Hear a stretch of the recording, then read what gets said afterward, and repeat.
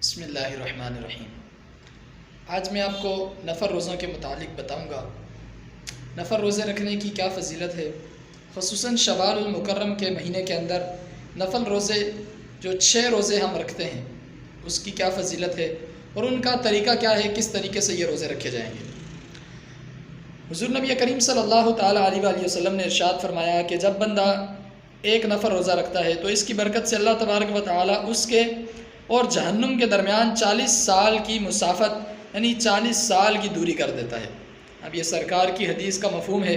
اسی طرح اور نفل روزوں کے متعلق ہمیں کئی حدیث مبارکہ ملتی ہیں۔ سرکار علیہ السلام نے فرمایا، آپ کے فرمان کا مفہوم ہے کہ جب بندہ ایک روزہ رکھتا ہے تو اس روزے کی برکت سے اللہ تبارک و تعالی جنت میں ایک درخت لگا دیتا ہے۔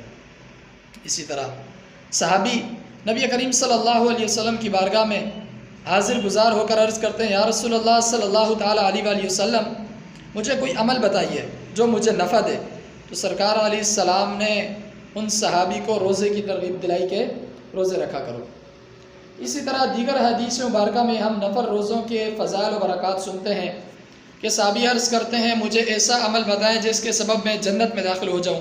تو نبی کریم صلی اللہ تعالیٰ علیہ وآلہ وسلم انہیں جو عمل بتاتے ہیں وہ روزہ ہوتا ہے۔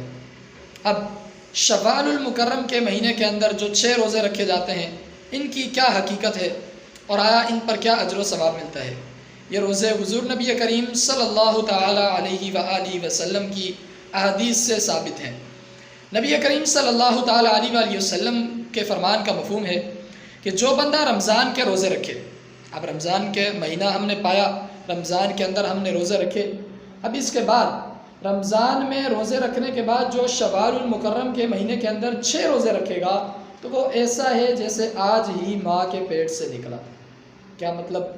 یعنی جس طرح بچہ پیدا ہوتا ہے وہ گناہوں سے بالکل پاک و صاف ہوتا ہے، اسی طرح رمضان کے مہینے کے اندر روزہ رکھنے والا شخص اور اس کے بعد شوال کے اندر جو 6 روزے رکھ لے تو وہ شخص ایسا ہے جیسے آج ہی ماں کے پیٹ سے نکلا، یعنی گناہوں سے بالکل پاک و صاف ہو جاتا ہے۔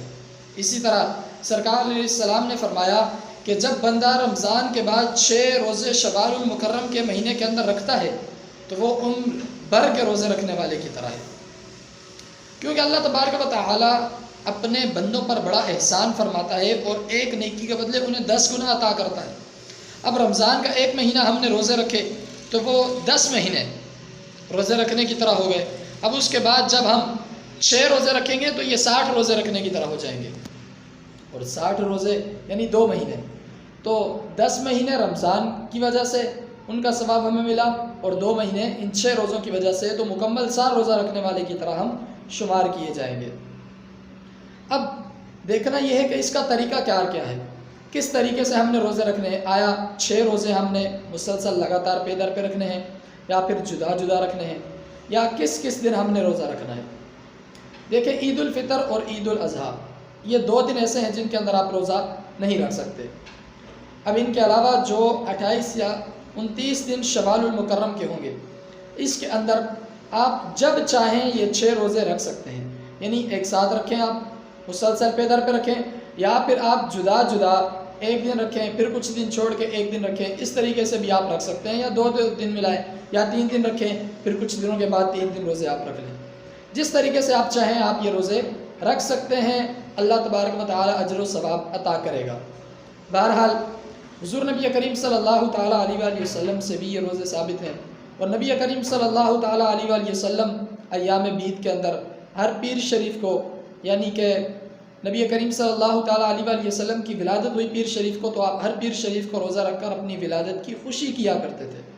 اسی طرح دیگر رجب المرجب کے اندر، شعبان کے اندر نبی کریم صلی اللہ تعالیٰ علیہ وآلہ وسلم کثرت سے روزے رکھا کرتے تھے، اور شوال المکرم کے اندر بھی۔